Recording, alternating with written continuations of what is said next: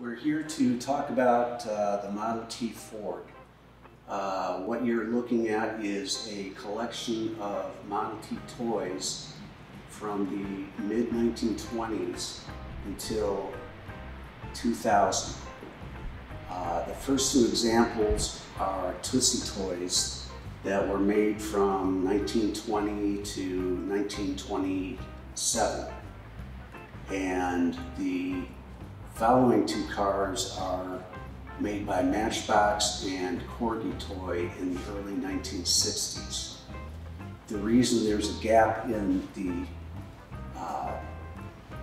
toy line of Model Ts was nobody was into antique cars from the 1930s until the 1960s, when people started collecting the real cars. They started making toys of the Model Ts and other antique cars. The lower three shelves are from a company called National Motor Mint, and they are representations of the very first Model T when they started rolling off the assembly line in 1908, 1909, until the last one with the red wheels in 1927. The bottom two trucks are Model Ts, commonly known as the TT. And I don't think you can look in an antique photo of Globe without seeing one Model T in it. While we're talking about Tootsie toys, I'd like to point out that one of the things Tootsie Toy was known for was the casting technique using a different kind of metal. And prior to Tootsie Toys casting, you would have a cast iron or cast brass toy that was very generic looking. And Tootsie Toy was known for replicas of actual cars and not a generic car. That being said, the display case itself is actually a Model T grill shell left over from one of my Model T projects. And the Model T grill shell originally started out in brass and then ended up in just a stamped metal shell. So this is from the late teens, early 20s. We're here to talk about the display of toy trucks and cars, and as it relates to Gila County. The upper shelf has toys from the mid-20s to the mid-30s, and they are representations of the construction equipment that was used when they actually built the US 60. The second display on the top shelf is toys from the 1950s and their relationship with the US 60 when the new tunnel was built and major sections of the road were realigned and widened.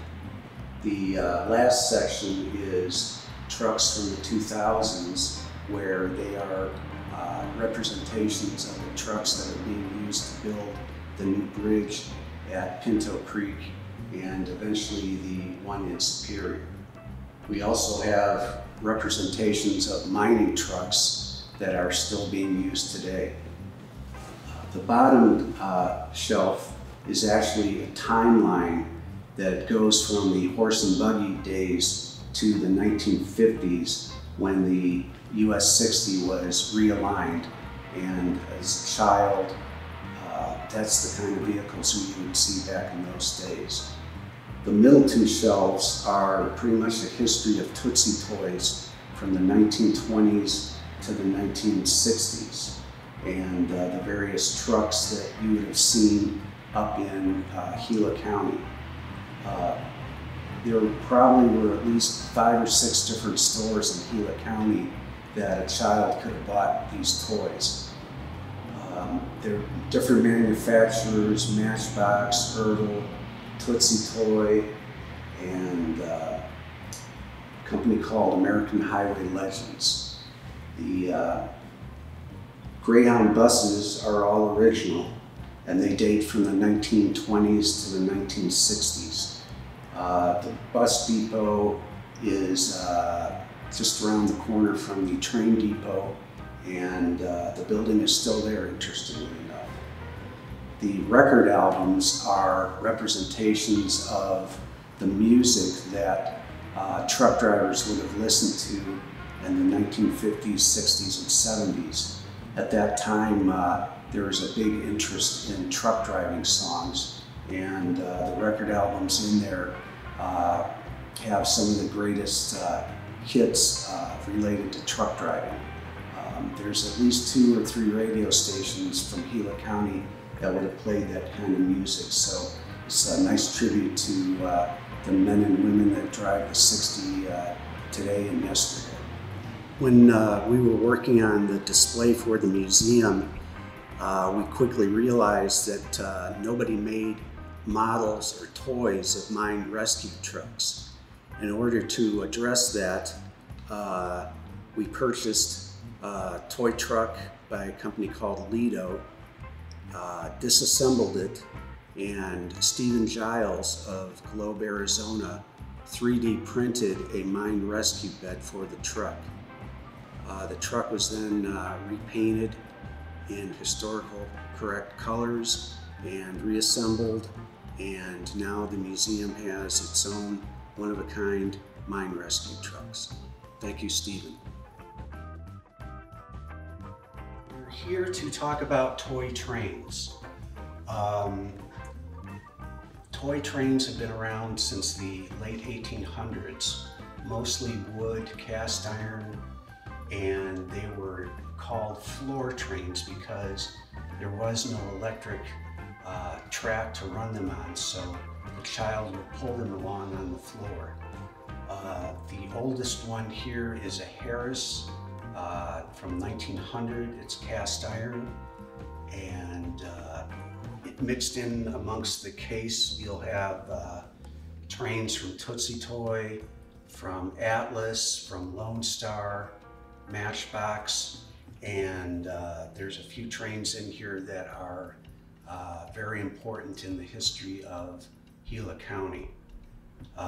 Beginning with the Jupiter, there's 2 locomotives in the case that are touching cowcatchers, and that is Jupiter from the Central Pacific and the Union Pacific's train when they joined the rails in 1869 to finish the Transcontinental Railroad.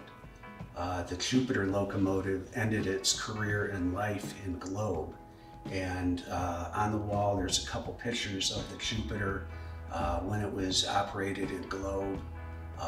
Then there's a postcard that shows the actual ceremony. In the case you will also find a locomotive 1774. It is a brass model, and it is a really nice replica of the locomotive that's in the park by City Hall. Also in here you will see a locomotive called the Black Widow. It is a Southern Pacific locomotive, and it had a very distinctive paint scheme. What that has to do with Gila County was when the Copper Spike excursion train was running, it was actually painted in the Black Widow paint scheme. So that's the history of that paint job and its relation to Gila County.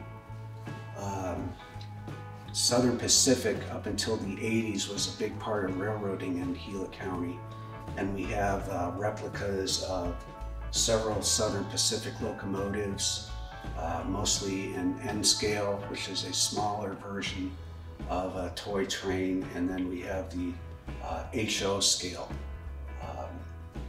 The oldest is the Harris. The oldest Tootsie Toy is from 1924, and we have Tootsie Toy from 1924. We have a Tootsie Toy locomotive from 1939. We have 2 post-war companies. One was called Criterion and London Toy, and they both made toys very similar to Tootsie Toys. We have a Tootsie toy from 1939 called the M10000, and it's actually one of the rarer Tootsie toys. It was a replica of the first diesel locomotive streamlined train, and it was successful enough that a few years later, just about every major railroad was using diesel locomotives, and it took until the late 1950s for most railroads to get rid of their steam locomotives. The Lone Star trains, which are actually from England, we have a passenger version and a freight version of the locomotives, and it just shows what locomotives looked like from the 40s until the late 60s.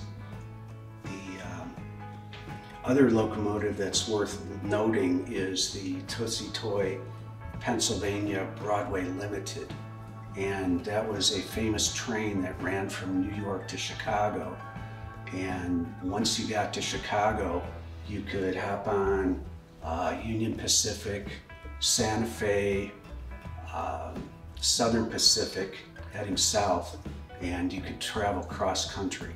And that usually took 2 to 3 days just to get to Chicago, and another day or two to get to Los Angeles. Also in the display case, you will see 2 buses. The buses are another tie-in to Gila County, where the Southern Pacific Railroad in the early 1900s really promoted Globe and Roosevelt Lake. And what they would do is they would run a passenger train up to Globe. Passengers would get off the train and onto a tour bus, and they would actually drive to Roosevelt Lake and either turn around and come back to Globe and finish their rail journey, or they would stay on the bus and go to Mesa, where they would pick up the Southern Pacific and then to their final destination. So the Apache Trail was a big part of transportation in the early part of the 20th century, and that's our little tribute to the people that drove and rode the buses. On the wall behind me, you will see photographs starting from the top of the Jupiter locomotive as it was when it was in Globe, Arizona. It was operated under the name Gila Valley and Globe Northern Railroad. The picture to the right is interesting, that somebody put antlers on top of the light. The second picture down is locomotive 1774, and that's the locomotive that is in the park by City Hall. The 2 different photos show 2 different tenders on it. The picture on the left is the tender as it appears now. It's called a Vanderbilt tender, and the other photo shows it of an earlier version which has a much larger tender on it. Also on the wall you will see an advertisement from Saturday Evening Post advertising the Southern Pacific excursions to Globe, Arizona. The photo on the right is actually an original railroad map of Arizona, and it shows all the railroads that were running around the state in the turn of the century. The middle photo is the very first train to go to Globe, and the bottom up part of it is a McKean rail motor car. Globe had 4 of them running between the Miami and Globe and Copper Hills, and the bottom 2 photos are more contemporary. Southern Pacific locomotive rolling out of Miami, and a Arizona Eastern locomotive as it appears in the year 2020.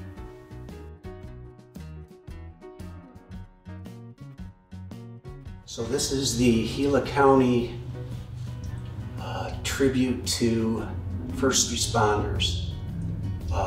A lot of this is original to Globe, and some of it is items that I donated, and when we combined the 2 together. It turned out to be a nice tribute to the first responders of Gila County.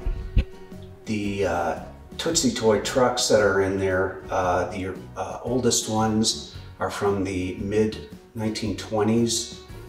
We have several from the 1930s, a few from the 1950s, along with some newer ones made by a company named Ertl, Corgi, Dinky, and High Speed Metal Products. The patches are all Gila County related, first responders, police, fire, Forest Service. We also have a nice selection of toy police cars, the oldest being a 1938 Packard by a company called Barclay. We also have a Barclay ambulance from 1938 as well. And mixed in are from manufacturers Dinky, Corgi, Road Champs, and Tootsie Toy and Midget Toy. The things you have to remember about fire truck die-cast is that Tootsie Toy was the pioneer in fire trucks, but then later on in the 30s and 40s, companies from England and Germany started making fire trucks as well. When you collect them, you need to realize that a lot of them were trucks that were foreign to America. The fire truck toys were from England and they represented English manufacturers. German toys represented German manufacturers. So there was quite a bit of gap between toy trucks that were available in the 1940s and 50s until as late as the 1960s, when manufacturers started manufacturing toy trucks from the United States. So that's why there's kind of a gap between them.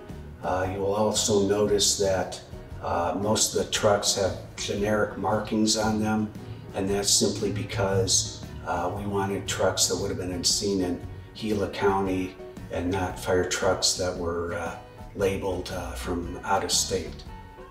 I'd also like to thank police and fire for their support in this display. They all donated patches to make this possible, and thanks again.